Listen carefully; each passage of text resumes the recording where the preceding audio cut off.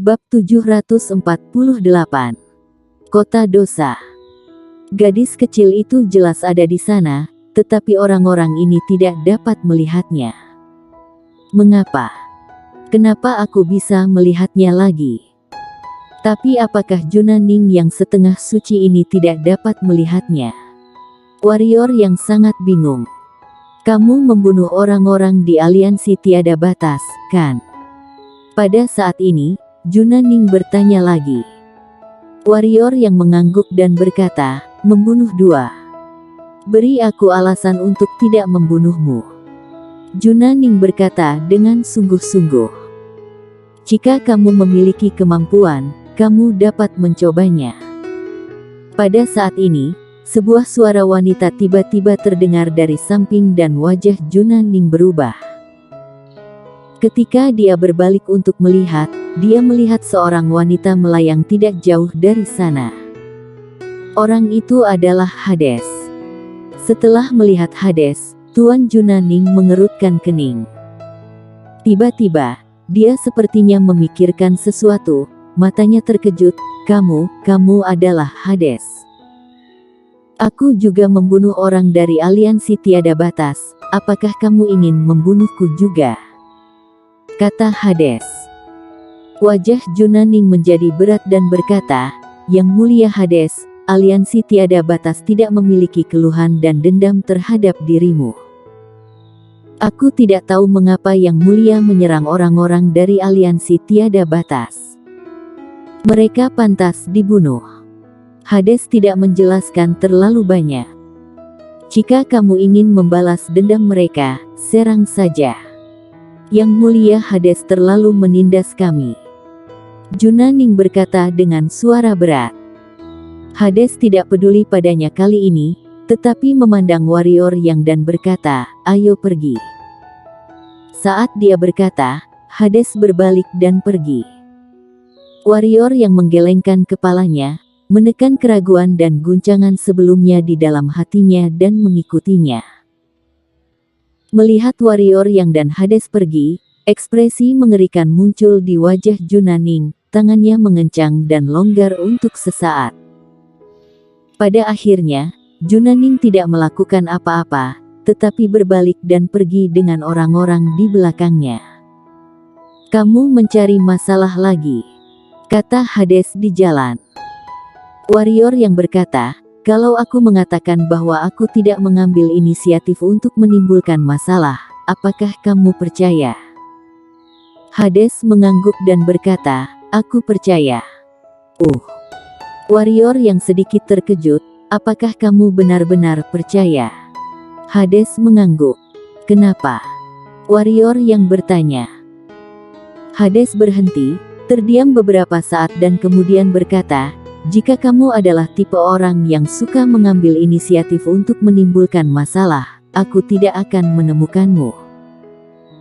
Di dunia ini, pembunuhan tidak bisa dihindari, karena selalu ada banyak hal dan banyak orang akan datang untuk mengganggu kita, seperti yang terjadi di gerbang kota sebelumnya.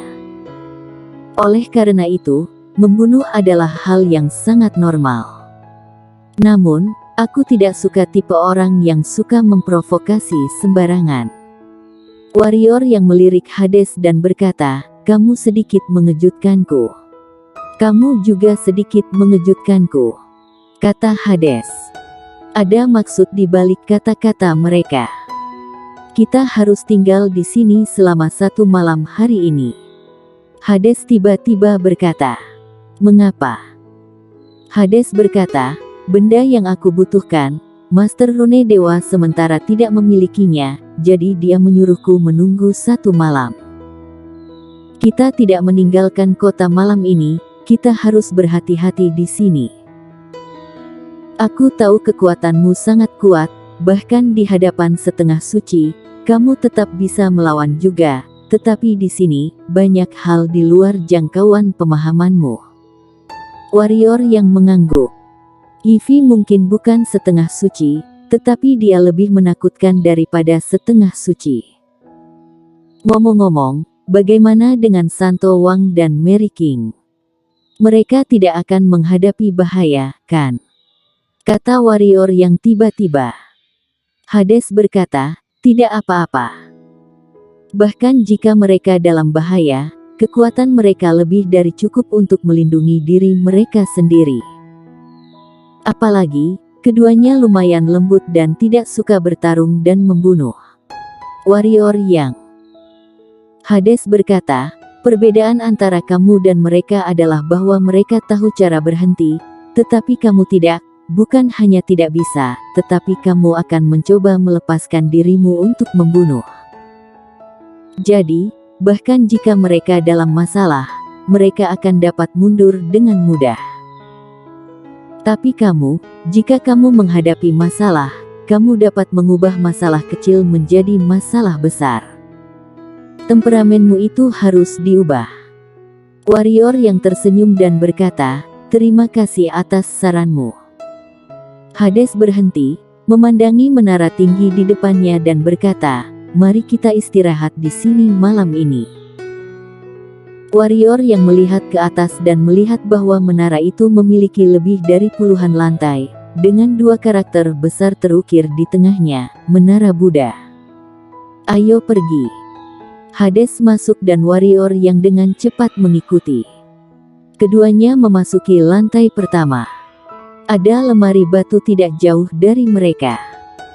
Di belakang lemari batu duduk seorang lelaki tua berambut putih.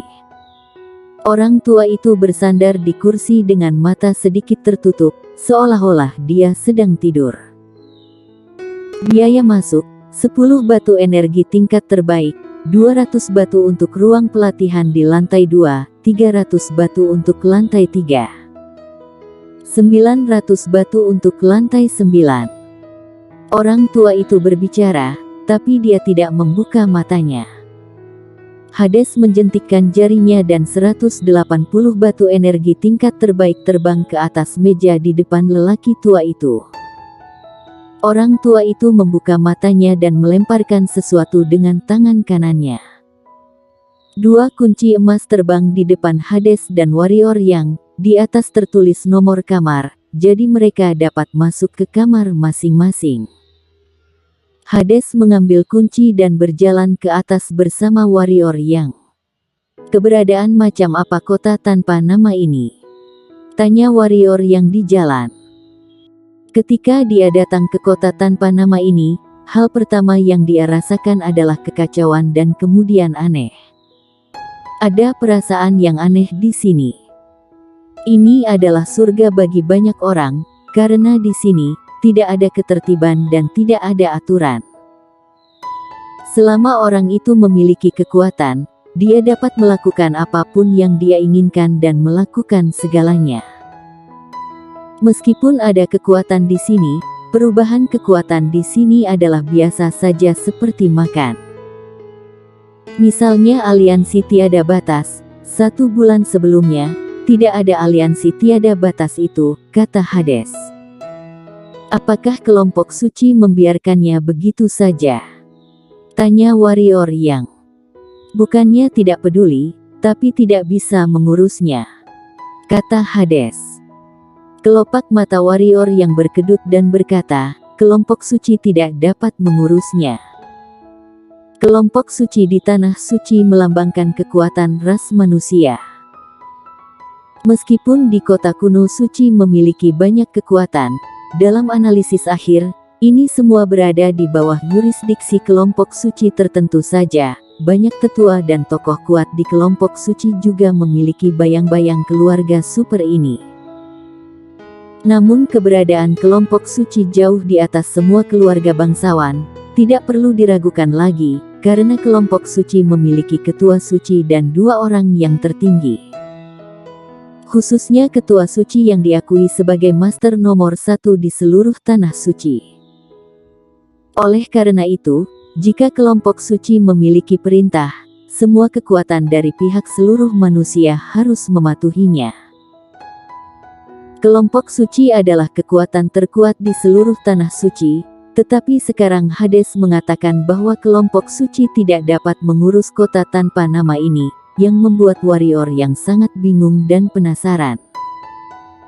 Hades terdiam beberapa saat dan kemudian berkata, di sini ada nama lain yang disebut kota dosa. Setelah ini, dia berhenti, berbalik untuk melihat warrior yang dan berkata dengan serius, "Aku menyuruhmu untuk tidak mencari masalah sebelumnya, bukan karena aku takut kamu akan memprovokasi kekuatan seperti aliansi tiada batas, tetapi aku takut kamu akan memprovokasi orang dan kekuatan yang tidak boleh disinggung." Setelah berbicara tentang ini, Hades berhenti berbicara. Setelah melihat ini, warrior yang tersenyum pahit dan berkata, "Hei, jangan hanya berbicara setengah dan membuat orang penasaran. Di sini banyak orang yang bukan dari benua pendekar hitam. Mereka dari dunia luar," kata Hades dengan suara berat. "Dunia luar." Warrior yang mengubah raut wajahnya dan berkata, "Bagaimana mungkin orang-orang dari dunia luar dapat dengan mudah datang ke dunia kita?" Hades berkata, "Tentu saja bisa, tetapi premisnya adalah bahwa orang yang turun tidak boleh seorang pendekar suci." "Mengapa mereka ada di sini?" Warrior yang bertanya. "Mereka tidak datang ke sini sendiri. Kebanyakan orang datang ke sini sebagai tahanan, atau dijebak oleh musuh mereka. Singkatnya, apapun alasannya, akhir mereka ditakdirkan dengan tragis." Hades berkata, "Tempat ini memenjarakan pendekar hitam spesies penentang dan orang-orang di atas harus menggunakan tempat ini untuk mengubur pendekar hitam spesies penentang sepenuhnya. Tidak hanya mereka, tetapi ada juga ratusan juta nyawa yang mungkin ikut dikubur. Apakah kalian bersedia dikubur?" kata warrior yang tiba-tiba. Ini juga menjadi keraguan terbesar di hatinya, karena jika dunia ini runtuh, meskipun pendekar hitam spesies penentang akan mati, bukankah orang-orang di tanah suci juga akan mati? Ada cara untuk bertahan hidup. Hades berkata, "Selama pendekar hitam spesies penentang mati sebelum dunia runtuh, maka beberapa orang akan dapat hidup. Tapi pendekar hitam spesies penentang tidak bisa dibunuh," kata warrior yang dengan sungguh-sungguh. Hades berkata, "Dulu memang benar, tapi sekarang mungkin." Setelah beberapa waktu, keabadian pendekar hitam spesies penentang akan hilang. Pada saat itu, bunuh saja mereka sampai habis, maka jalan langit akan terbuka dan beberapa orang akan dapat meninggalkan dunia ini. "Siapa beberapa orang yang kamu bicarakan?" Warrior yang bertanya lagi. "Paling rendah adalah alam kaisar tingkat ke-9, kata Hades. Dengan kata lain, bahkan jika pendekar hitam spesies penentang dibunuh, orang-orang di bawah alam kaisar tingkat 9 akan tetap mati, kata warrior yang. Hades berkata, "Ini satu-satunya cara, jika tidak, semua orang akan mati."